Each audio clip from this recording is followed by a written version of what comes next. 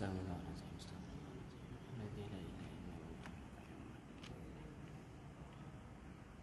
هذا إلا حد النبي المصطفى رسول الله صلى الله عليه وسلم. الفاتحة. أعوذ بالله من الشيطان الرجيم. بسم الله الرحمن الرحيم. الحمد لله رب العالمين الرحمن الرحيم مالك يوم الدين إياك نعبد وإياك نستعين اهدنا الصراط المستقيم صراط الذين أنعمت عليهم غير المغضوب عليهم ولا الضالين. بسم الله الرحمن الرحيم. Assalamualaikum warahmatullahi wabarakatuh. Alhamdulillahi rabbil alamin. Wassalatu wassalamu ala rasulillahi asyrafil anbiya'i wal mursalin wa ala alihi wa sahbihi ajma'in. Rabbi shrah li sadri wa yassir li amri wahlul 'uqdatam min lisani yafqahu qawli. Subhanaka la 'ilma lana illa ma 'allamtana innaka antal 'alimul hakim. Asyhadu an la ilaha illallah wa asyhadu anna Muhammadan 'abduhu wa rasuluh. Allahumma salli 'ala Muhammad 'adada ma fi 'ilmillah salatan daimah bi dawami mulkillah wa la haula wa la quwwata illa billahil 'aliyyil azim. Alhamdulillah, bismillahkan Fadilatul Imam, seluruh Tuan Bilal, seluruh pegawai Masjid Negeri Sembilan, sahabat lagi saya kasihi seluruh kepimpinan masyarakat muslimin muslimat dan tuan-puan yang dirahmati Allah. Alhamdulillah, alhamdulillah. Pertamanya mari kita merafakkan kesyukuran kehadrat Allah Subhanahu wa taala. Dengan limpah kurnia serta inayahnya dapat sama-sama kita menunaikan solat fardu zuhur secara berjamaah. Dan alhamdulillah kita berikan kesempatan oleh Allah Subhanahu wa taala dapat sama-sama kita berkumpul berada dalam sebuah majlis ilmu untuk kita mengingati dan mengingati Allah Subhanahu wa taala sebagaimana Nabi sallallahu alaihi wasallam bersabda bahawa Allah merintahkan pada malaikatnya untuk mencari siapa di kalangan hamba-hambanya yang berada dalam majlis ilmu ataupun majlis zikir untuk didoakan keampunan dan kesejahteraannya. Mudah-mudahan kita menjadi golongan yang istiqamah dalam menghadiri majlis-majlis ilmu ini insya-Allah. Muslimin muslimat dan puan yang rahmati Allah. Jadi kita menyambung kembali kaitan tentang kitab yang dikarang oleh Syekh Muhammad Fauzi, seorang ulama daripada Mesir, iaitu sifat dan ciri-ciri seorang muslim, sifat yang ke-10. Iaitu sambungan daripada sifat yang ke-10 ini ialah bagaimana untuk kita menjadi seorang yang bermanfaat kepada orang yang lain. Sebagaimana yang telah kita bincangkan, bahaskan pada siri yang lepas atau tazkirah yang lepas, beberapa perkara yang telah kita kongsikan berkaitan tentang kepentingan kita untuk menjadi orang yang bermanfaat kepada orang lain ialah membelanjakan harta kita di jalan Allah, membantu mereka yang susah, membantu mereka yang memerlukan. Itu merupakan satu perkara yang sangat dituntut untuk kita menjadi orang yang sebaik-baik manusia. Khairun nas anfa'uhum linnas. Sebaik-baik manusia adalah manusia yang memberikan manfaat kepada orang lain.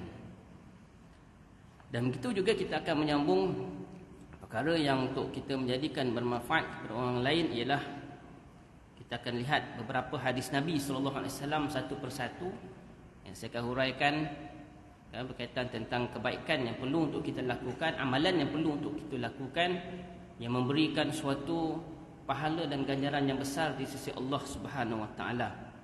Bagaimana kita menyambung yang lepas hadis berkaitan tentang menahan diri daripada menyakiti orang lain. Itu juga dah merupakan satu kebaikan yang besar. Kan? Adalah merupakan sedekah.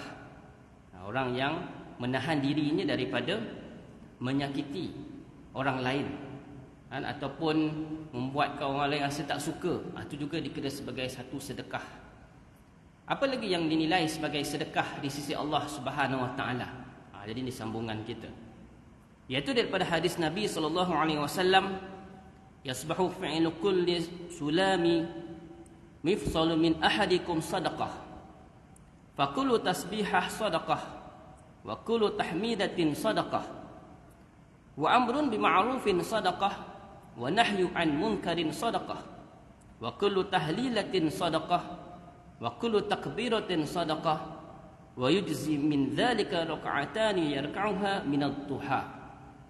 Ini satu amalan yang boleh untuk kita lakukan seboleh-bolehnya secara istiqamah, yang memberikan gambaran kepada kita berkaitan tentang hadis ini begitu besar pahala dan ganjaran yang orang yang melakukan amalan ini. Maka apakah yang dimasukkan dalam hadis Nabi SAW ini?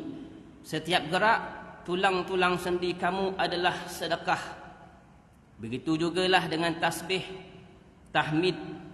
Kita berzikir tahmid, tasbih, tahmid, amal ma'ruf, nahi munkar, tahlil serta takbir, semuanya itu adalah sedekah. Apa yang kita lakukan ini adalah amalan-amalan ini adalah sedekah. Dan begitu juga 2 rakaat solat duha akan diberikan ganjaran oleh Allah Subhanahu wa taala. Jadi jangan kita abaikan ataupun cuaikan amalan untuk kita laksanakan solat duha. Dan saya juga ingin menghuraikan tentang beberapa kelebihan bagi seorang itu yang menunaikan solat duha. Jadi kita sedia maklum, solat duha ni waktunya ialah selepas daripada syuruk dan berakhir beberapa minit ataupun setengah jam lebih kurang sebelum masuknya waktu zuhur. Yang afdalnya lebih kurang dalam bila dah naik mentari agak panas, dalam pukul 9 atau pukul 10 atau yang afdal. Maka lakukanlah walaupun 2 rakaat kerana ia memberikan banyak kelebihan. Antaranya ialah seorang yang mengerjakan solat duha ini akan dicukupkan rezekinya oleh Allah Subhanahu wa taala. Yang mana diriwayatkan daripada Nu'aim bin Hammar bahawa ia berkata, aku telah mendengar Rasulullah sallallahu alaihi wasallam bersabda, Allah berfirman, hadis qudsi, wahai anak Adam, janganlah kamu berasa lemah untuk beribadat kepadaku dengan cara mengerjakan solat 4 rakaat di awal waktu siangnya. Nescaya akan aku cukupkan untukmu di akhir harimu. Hadis riwayat Abu Daud. Jadi 4 rakaat ini, bagaimana jaminan Allah Subhanahu wa taala akan mencukupkan rezeki seseorang itu. Maka buatlah, kan, tak mudah, tak sukar untuk melaksanakan kan solat duha ini. Ganjaran yang pertama. Antara kelebihan yang lain lagi ialah Rasulullah SAW memberikan motivasi kepada orang yang rajin memperuntukkan sedikit masanya untuk solat duha dengan menyatakan dan bersabda, Rasulullah bersabda, barang siapa yang solat duha sebanyak 4 rakaat dan sebanyak 4 rakaat dan 4 rakaat sebelumnya, maka ia akan dibangunkan sebuah syurga, akan dibangunkan sebuah rumah di syurga. Itu dia disebutkan dalam Sahih Al-Jami', kelebihan orang yang melakukan solat duha. Begitu juga kelebihan yang seterusnya ialah orang yang melakukan solat duha ini akan diampunkan dosanya oleh Allah Subhanahu wa taala. Diriwayatkan daripada hadis riwayat Ibnu Majah dan juga At-Tirmizi, barang siapa yang menjaga sembahyang duhanya nescaya diampuni Allah baginya akan segala dosanya walaupun seperti buih di lautan. Orang yang menjaga solat duhanya akan mendapat keampunan daripada Allah Subhanahu wa taala. Dan begitu juga kelebihan orang yang melaksanakan solat duha ini mendapat pahala seperti umrah. Di mana hadis daripada Abu Umamah radhiyallahu anhu bahawa Nabi sallallahu alaihi wasallam bersabda, barang siapa yang keluar dari rumahnya dalam keadaan bersuci untuk melaksanakan solat yang wajib, maka pahalanya seperti orang yang melaksanakan haji. Dan seterusnya, barang siapa yang keluar untuk melaksanakan solat duha, maka pahalanya seperti orang yang melaksanakan umrah. Disebutkan dalam Sahih At-Targhib. Jadi banyak lagi kelebihan-kelebihan seorang yang melakukan solat duha. Buatlah sekurang-kurangnya 2 rakaat, ataupun pada banyak masa lagi boleh buat 8 rakaat, dan sebahagian menyatakan boleh maksimum sehingga 12 rakaat. Kan, maka kelebihannya cukup besar di sisi Allah Subhanahu wa taala, dan apa yang nak diberikan keutamaan di sini, orang yang melakukan solat duha ni seumpama dia melakukan sedekah. Ya, dia sedekah pada tulang sendinya, ya, yang ada sebanyak 360 sendi pada setiap manusia. Maka setiap sendi itu berzikir dengan tahmidnya, dengan tahlilnya, dengan takbirnya. Maka solat duha itulah yang memberikan ganjaran seperti orang tu bersedekah pada setiap sendinya pada setiap hari. Itu kelebihan yang besar di sisi Allah Subhanahu Wa Taala bagi orang yang melakukan solat sunat duha. Baik, seterusnya apa lagi amalan untuk menjadikan seorang tu bermanfaat kepada orang yang lain? Hadis yang seterusnya, uridtu an a'malin ummati fara'aitu fi mahasin a'maliha al-adha yumatu 'anit tariq wa wajadtu fi musawi a'maliha an-nihamah takunu fil masjid. Okay. Satu amalan yang kecil tetapi ianya sangat besar nilaiannya di sisi Allah Subhanahu Wa Taala. Hadis ini bermaksud dibentangkan segala amal umatku di hadapanku pada hari kiamat, maka aku dapati sebahagian daripada kebaikan amal mereka ialah membuang benda yang menyakiti di jalan raya, di jalanan. Dan sebahagian daripada amal kejahatan, okay, sebahagian daripada amal kejahatan mereka pula ialah berkahak di masjid. Jadi nak diutamakan, difokuskan yang atas tu. Okay. Bagaimana dalam hadis riwayat Muslim ini menyatakan dibentangkan segala amal umatku, yang disebutkan oleh Nabi sallallahu alaihi wasallam. Nabi dibentangkan amal dan amalan umat-umat baginda, ya, yang mana mereka ini dapat masuk ke dalam syurga Allah Subhanahu Wa Taala. Maka banyak di kalangan mereka ini ialah amalan mereka membuang perkara-perkara yang menghalang ataupun benda-benda yang menghalang di jalanan.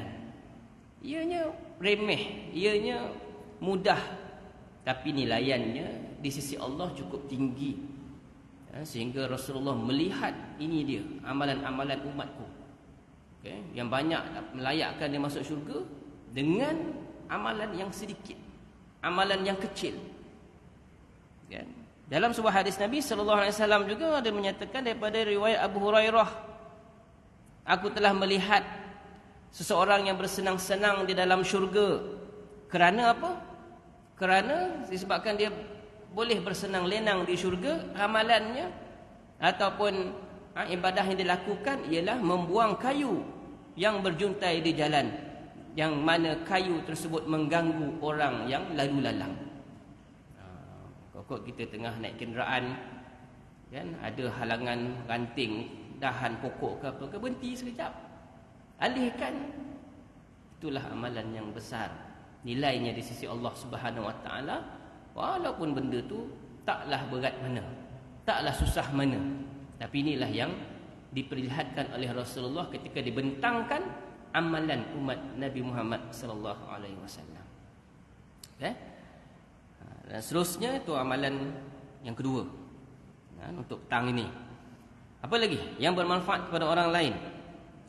Seterusnya ialah bagi yang sudah berkahwin.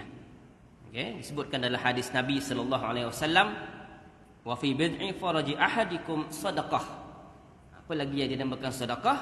Iaitu kamu meniduri isteri, bersama dengan isteri juga, okay, dinilai sebagai sedekah oleh Allah Subhanahu Wa Taala. Para sahabat bertanya kepada Nabi dengan hadis Nabi tersebut. Dengan sabdaan Nabi itu, para sahabat bertanya. Bersama dengan macam pelik, sahabat mula-mula rasa pelik. Bersama dengan isteri pun dikira sedekah. Maka sahabat pun bertanya, wahai Rasulullah, jika seorang daripada kami melampiaskan nafsu kepada isteri, adakah ia diberikan ganjaran? Kan? Sebab bila bersama isteri ni kan satu keseronokan. Jadi para sahabat menyatakan, ganjaran juga ke? Adakah ia pahala? Sebab ia satu keseronokan bila bersama dengan isteri. Ini bagi yang sudah berkahwin. Yang belum berkahwin ni kena kahwin. Sebab bila bersama ni dikira sebagai sedekah. Okay? Maka Nabi SAW pun menjawab pertanyaan para sahabat. Apa jawab baginda? Ara'aitum law wada'aha fi haramin akana 'alaihi wizrun. Adakah kamu fikir ia satu perbuatan yang berdosa jika seseorang daripada kamu memuaskan nafsu seksnya ke jalan yang haram? Okay? Bila memuaskan nafsu seks itu ke jalan yang haram, adakah ia suatu yang dosa? Sudah pasti ianya satu yang dosa. Okay? Melakukan dosa zina, memuaskan nafsu seks pada jalan yang salah. Maka kadzalik idza wada'aha fi halalin kana lahu ajrun. Maka demikianlah apabila seorang itu melunaskan nafsunya pada jalan yang halal, melampiaskan nafsunya pada isterinya yang halal, maka sudah pastilah juga ia mendapat ganjaran pahala. Ya, wada'aha fi halalin kana lahu ajrun. Maka orang yang bersama dengan isterinya juga dikira pahala di sisi Allah Subhanahu Wa Taala. Iaitu juga dinilai sebagai sedekah. Ya, itu dikira sebagai amalan yang boleh memberikan manfaat kepada orang lain. Termasuk dalam bab ini iaitu memberikan nafkah yang terbaik, memberikan suatu kebaikan kepada pasangan, kepada suami dan juga isteri, agar ia menambahkan lagi kecintaan dan kebahagiaan dalam rumah tangga. Maka perbuatan dan amalan ini juga dikira sebagai sedekah di sisi Allah Subhanahu Wa Taala. Itu yang ketiga. Baik, seterusnya untuk yang keempat, pada petang ini, apa lagi amalan yang boleh berikan manfaat kepada orang lain? Hadis Nabi sallallahu alaihi wasallam, la tahqiranna minal ma'rufi syai'a walau an talqiya akhaka biwajhi talq. Hadis riwayat Muslim ini bermaksud, janganlah kamu menganggap remeh perbuatan baik yang dilakukan oleh seseorang walaupun dia sekadar menunjukkan wajah yang ceria apabila bertemu dengan sahabatnya. Ini yang keempat, menunjukkan wajah yang ceria. Jadi bagaimana nak menunjukkan wajah yang ceria? Senyum. Bagaimana sahabat Nabi sallallahu alaihi wasallam apabila describe ataupun memperihalkan tentang Nabi sallallahu alaihi wasallam ini, para sahabat menyatakan Nabi sallallahu alaihi wasallam ni lebih banyak senyum daripada marah, lebih banyak senyum daripada berduka. Jumpa dengan sesiapa sahaja di kalangan para sahabat melihat Nabi lebih banyak senyumnya, maka itu juga dikira sebagai pahala sedekah. Okay? Ini disebutkan oleh Abu Zar radhiyallahu anhu, yang mana Rasulullah pernah bersabda, senyum di hadapan saudaramu itu adalah sedekah. Jadi sedekah banyak-banyak, okay? Senyumlah banyak-banyak, jadi kira sedekah. Dan Rasulullah juga pernah bersabda yang bermaksud, daripada Abdullah Haris berkata, tidaklah aku melihat seorang pun yang lebih banyak tersenyum daripada Rasulullah sallallahu alaihi wasallam. Ini disebutkan oleh Abdullah bin Haris. Rasulullah lebih banyak tersenyum. Okay? Dari segi ilmu psikologi dan saintifik, senyum ini juga akan menceriakan wajah, menjadikan wajah itu juga lambat tua. Kerana dia menggerakkan otot sebanyak 17 otot yang boleh bergerak, berbanding dengan orang yang mengerutkan dahinya, lebih 47 otot yang bergerak. Dengan senyuman itulah yang akan boleh menceriakan wajahnya dan sentiasa akan kelihatan muda, ceria dan segar. Jadi senyum ini juga adalah sunnah Nabi yang besar, walaupun ia kelihatan kecil ataupun kelihatan yang mudah. Dan disebutkan lagi daripada Jarir bin Abdullah, dia berkata, sejak aku masuk Islam, Nabi sallallahu alaihi wasallam tidak pernah menghalangiku untuk menemuinya. Dan setiap kali berjumpa dengan baginda akan selalu tersenyum kepada aku. Ini kata Jarir. Anytime Jarir ni nak berjumpa dengan Nabi tak pernah halang. Setiap kali nak jumpa dengan Rasulullah, tak adalah muka lain melainkan dengan senyuman. Itu dia sifat Nabi sallallahu alaihi wasallam yang lebih Banyakkan senyuman, kerana dengan senyuman inilah yang akan menceriakan orang yang ada di sekeliling kita.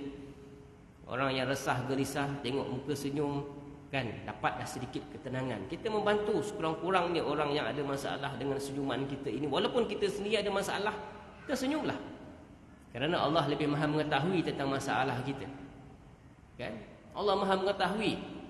Kan? Sekiranya kita minta kepada Allah Ta'ala untuk bantu, Allah akan bantu. Tapi dengan senyuman itu, orang yang berduka cita, orang yang bermasalah, melihat senyuman boleh menenangkan hati dan fikiran dia. Jadi ini nak menunjukkan betapa memaparkan riak wajah yang manis, ceria dan menyenangkan ini adalah anjuran Islam.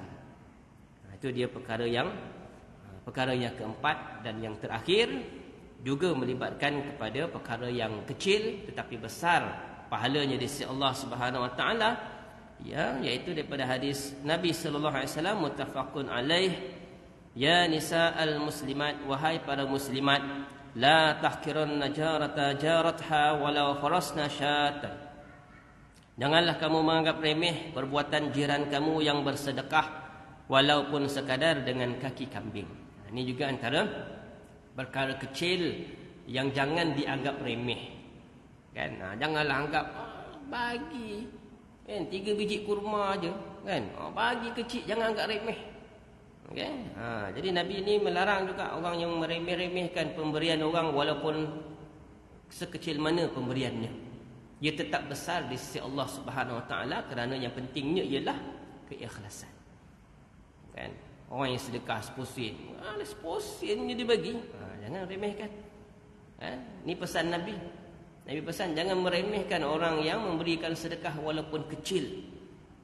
Okay? Nabi tak suka orang yang meremehkan pemberian orang. Hargai, kerana dia sedang menerima pahala yang besar juga di sisi Allah Subhanahu Wa Taala. Jadi itulah sekadarnya untuk kali ini 5 perkara yang kita boleh lakukan, yang kita mampu untuk laksanakan. Bagaimana sifat ciri seorang Muslim untuk kita memberikan manfaat kepada orang yang berada di sekeliling kita, even sahabat kita, ahli keluarga kita, jiran-jiran kita, dan orang yang mengenali kita, untuk kita menjadikan orang yang terbaik di sisi Allah Subhanahu Wa Taala. Khairun nas anfa'uhum linnas. Mudah-mudahan segala amalan ini dinilai sebagai pahala oleh Allah Subhanahu Wa Taala, dan Allah menerimanya dengan keredaannya, insya-Allah. Jadi insya-Allah kita akan sambung lagi beberapa hadis-hadis Nabi yang berkaitan tentang ciri seorang Muslim yang boleh menjadi manfaat kepada orang yang lain dari siri tazkirah yang akan datang. Wallahu taala alam. Aqulu qawli hadza wa astaghfirullahal azim li wa lakum. Sekian, assalamualaikum warahmatullahi wabarakatuh.